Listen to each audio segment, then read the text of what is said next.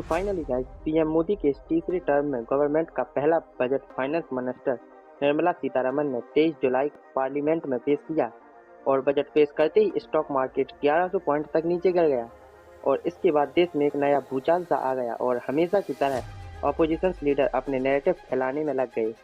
कुछ लोग तो ये तक कह रहे हैं कि यह बजट तो कुर्सी बचाने वाला बजट है, क्योंकि उनका कहना है कि मोदी सरकार ने तो सब बिहार और आंध्र प्रदेश को ही दे दिया है। इलेक्शन के रिजल्ट के बाद मोदी सरकार ने मिडिल क्लास फैमिलीज की हाउस होल्डिंग सेविंग्स को बचाने की बात की थी। इस टर्म में गवर्नमेंट का मेन फोकस एम्प्लॉयमेंट, एग्रीकल्चर और मिडिल क्लास पर ही रहने वाला है और इस बार का जो टोटल बजट है वो है 48 लाख करोड़। पर क्या इस बजट में उन्हें कुछ मिला या नहीं, तो चलिए शुरू करते हैं। इस बार के लोकसभा इलेक्शन में बीजेपी को बहुत ही बड़ा झटका लगा और इसका कहीं ना कहीं रीजन बेरोजगारी भी थी, इसलिए इसकी ओर सरकार ने इस बार खास ध्यान दिया है। अनएम्प्लॉयमेंट के लिए गवर्नमेंट ने 5 अलग अलग स्कीम्स को लॉन्च किया है, जिसमें गवर्नमेंट ने 2 लाख करोड़ रुपए से भी ज़्यादा खर्च करेगी, जिससे युवाओं के लिए रोजगार के नए अवसर पैदा हो सकें।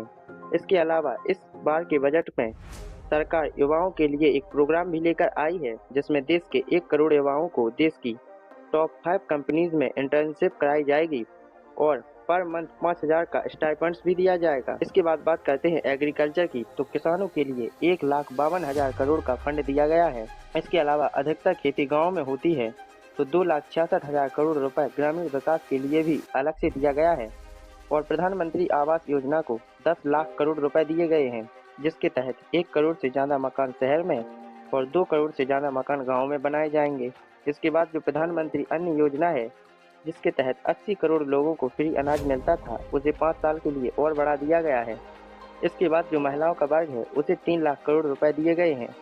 इसके बाद डिफेंस के लिए इस बार गवर्नमेंट ने 6,21,000 करोड़ रुपए दिए हैं, जो टोटल बजट का 13% है, जो कि देश की सुरक्षा के लिए बहुत ही इम्पोर्टेंट है, क्योंकि देश की सुरक्षा बढ़ाना आत्मनिर्भर भारत की ओर एक मजबूत कदम है। इसके बाद जो कंपनियां स्पेस के क्षेत्र में काम करती हैं, उनके लिए 1,000 करोड़ रुपए जारी किए गए हैं। इसके बाद 1,11,000 करोड़ रुपए कैपिटल एक्सपेंडिशन के लिए दिए गए हैं, जिनसे road, bridge, railway, etc sector में काम होगा।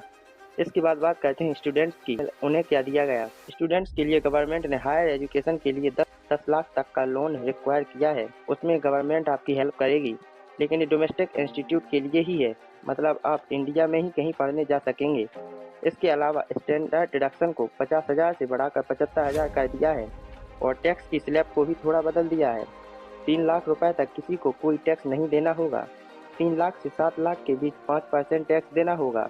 पहले 6 से 7 लाख के बीच 10% टैक्स लगता था, पर अब 7 लाख तक 5% टैक्स ही देना होगा। 7 से 10 लाख की रेंज में 10% टैक्स देना होगा। 10 से 12 लाख की रेंज में 15%, 12 से 15 की रेंज में 20% और 15 से ऊपर वालों को 30% टैक्स देना होगा। पिछले साल के मुकाबले इस बार देखा जाए तो आम आदमी को अपनी इनकम में 17,500 रुपए की बचत होगी। इसके बाद बात करते हैं क्या सस्ता हुआ और क्या महंगा। तो जो लेदर है, उससे जुड़ा हुआ जो भी मटेरियल है वो सस्ता हुआ है। इसके अलावा आपके मोबाइल फ़ोन और उसका हर एक पार्ट्स भी सस्ते हुए हैं।